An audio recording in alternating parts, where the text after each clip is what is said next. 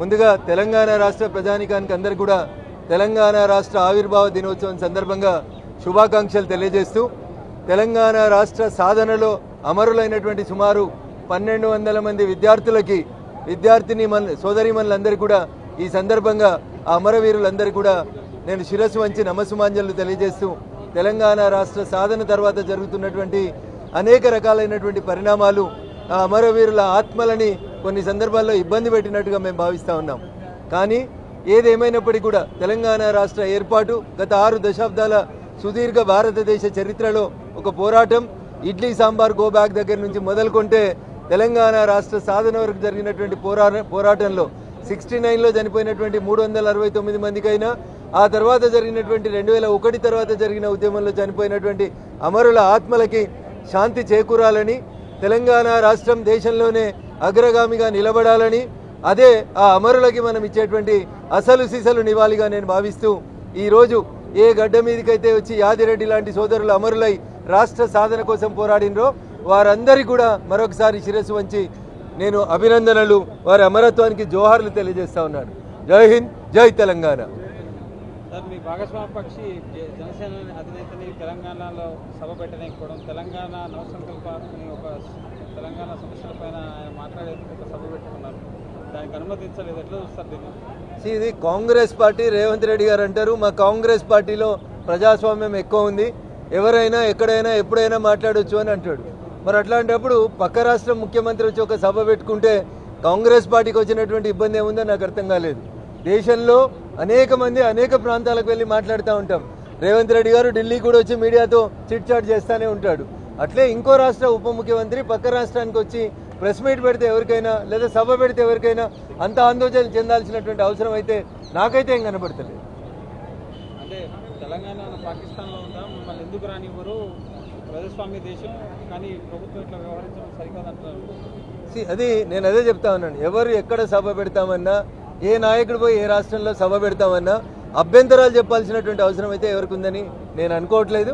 మరి కాంగ్రెస్ పార్టీ రేవంత్ రెడ్డి గారి నాయకత్వంలో ఎందుకు ఆ సభకు అనుమతి ఇవ్వలేదో కాంగ్రెస్ పార్టీ చెప్తే బాగుంటుంది అనేది. ప్రభుత్వం కూడా దృష్టి సారించాలి, బెంగాల్లోకి అమిత్ రానివ్వరన్నారు, కానీ అక్కడ బెంగాల్ ప్రజలు టీమ్షిప్ కూడా చెప్పారు.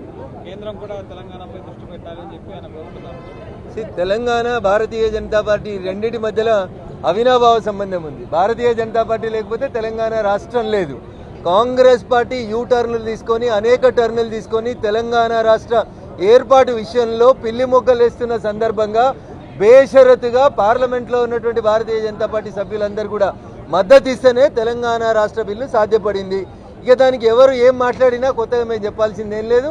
మాకు ఒక్క పార్లమెంట్ సభ్యుడు లేకపోయినప్పటికీ భారతీయ జనతా పార్టీ సుష్మా స్వరాజ్ గారి నాయకత్వంలో లోక్సభలో బేషరతుగా మద్దతు ఇచ్చింది, రాజ్యసభలో అరుణ్ జైట్లీ గారి నాయకత్వంలో మద్దతు ఇచ్చింది. కాబట్టే ఆ రోజు తెలంగాణ బిల్లు పార్లమెంట్లో పాస్ అయింది. ఈరోజు తెలంగాణ రాష్ట్రం ఎదుగుతా ఉంది, సుభిక్షంగా ఎదగాలని మేము ఈ సందర్భం కోరుకుంటాం.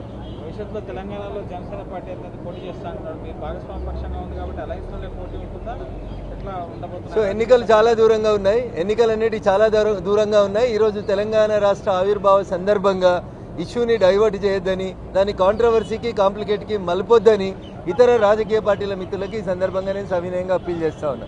ఎందుకంటే రేవంత్ రెడ్డి గారు వేరే రాష్ట్రాలకు పోయి ప్రచారం చేస్తారు, చంద్రశేఖరరావు గారు వేరే రాష్ట్రంకి పోయి రైతులకు పైసలు ఇచ్చొస్తారు. రకరకాల వ్యక్తులు రకరకాలైనటువంటి పనులు చేసినప్పుడు ఒక రాష్ట్రంలో ఉప ముఖ్యమంత్రిగా ఉన్నటువంటి వ్యక్తి వచ్చి సభ పెట్టుకుంటే అంత ఉలిక్కి పడాల్సినటువంటి అవసరం ఏముందో నాకు అర్థం కాలేదు. తెలుగు రాష్ట్రాల మధ్య మరోసారి విద్వేషాలు రెచ్చగొట్టుకునేటువంటి ప్రయత్నాలు జరుగుతున్నాయి ఈ అంశంతో. టీఆర్ఎస్ పార్టీ బీఆర్ఎస్ పార్టీ ఎప్పుడైతే తెలంగాణలో తమ ఉనికికి ప్రమాదం వస్తుందని అనుకుంటారో ఆ రోజు వాళ్ళు తెలంగాణ సెంటిమెంట్ని రెచ్చగొట్టేటువంటి ప్రయత్నం చేస్తారు తప్ప ఇంకొకటి కాదు. చంద్రశేఖరరావు గారు ముఖ్యమంత్రి హోదాలో పోయి ఆంధ్రప్రదేశ్లో మంత్రి రోజా ఇంట్లో రొయ్యల పులుసు తిన్న రోజు అడ్డం రానటువంటి తెలంగాణ సెంటిమెంటు ఇవాళ ఎందుకు వస్తుందన్న? ఎవరు ఏ రాష్ట్రంలోకి పోతుంది, ఏ రాష్ట్రంలోకి పోయి ప్రచారం చేస్తుంది, ఎవరి ఉనికి ఎవరికి ప్రమాదం కాదు. ప్రజలు ఎవరిని ఆశీర్వదిస్తే వాళ్ళు అధికారంలోకి వస్తారు. దానికి ఆ రాష్ట్రం ఈ రాష్ట్రం, మరి మన పక్క రాష్ట్రం పోయి ముఖ్యమంత్రులు ఉన్నప్పుడు పక్క రాష్ట్రం పోయి రొయ్యల పులుసు తిన్న రోజు ఈ కవితమ్మ యాడున్నది? అదే తండ్రి పక్కన ఉన్నది కదా.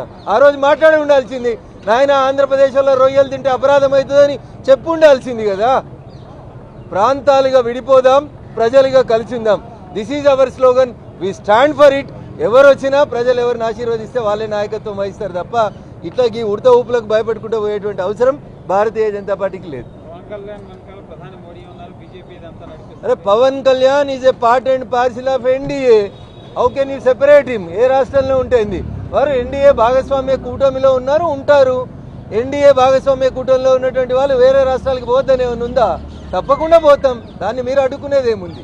మీకు ఉన్నదేందని అడ్డుకునేది ఏందని? మోడీ స్క్రిప్ట్ అయినా తోటి మీరు వర్కౌట్ చేపిస్తున్నారు తెలంగాణలో అంటున్నారు. భారతీయ జనతా పార్టీ కాశ్మీర్ నుంచి కన్యాకుమారి దాకా ఒంటరిగా అన్ని బూతులలో గెలవడానికి మేము ప్రయత్నం చేస్తూ ఉన్నాం. మా భాగస్వామ్య పక్షాల నాయకులు ఎవరైనా మా రాష్ట్రానికి వస్తూ ఉన్నా, ఏ రాష్ట్రానికి వస్తూ ఉన్నా ప్రజాస్వామ్యబద్ధంగా స్వాగతిస్తాం. దాంట్లో ఇబ్బంది పడాల్సినటువంటి అంశం ఏముంది? అట్లాంటి అదే కాంగ్రెస్ పార్టీ బిల్లు పెట్టిన రోజు అదే లగలపాటి పెప్పర్ స్ప్రేలు కొట్టిండు. మరి తెలంగాణ బిల్లు వద్దన్నాడు. మరి పొన్నం దానికి కూడా సమాధానం చెప్పాలి కదా. వద్దనేటోళ్ళు వద్దంటూనే ఉంటారు. వచ్చింది కదా రాష్ట్రం, సాకారం అయింది కదా, పాలించి దానికి మంచి ప్రజలకి మేలు చేయాలనేది కాంగ్రెస్ పార్టీకి ఈ సందర్భంగా నేను చెప్పేటువంటి సూచన.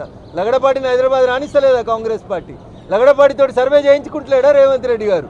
కాబట్టి మాటలు అవసరం ఉన్నప్పుడు సెంటిమెంట్ని రెచ్చగొట్టడానికి వాడడం అనేది సరి అయింది కాదనేది నా భావన.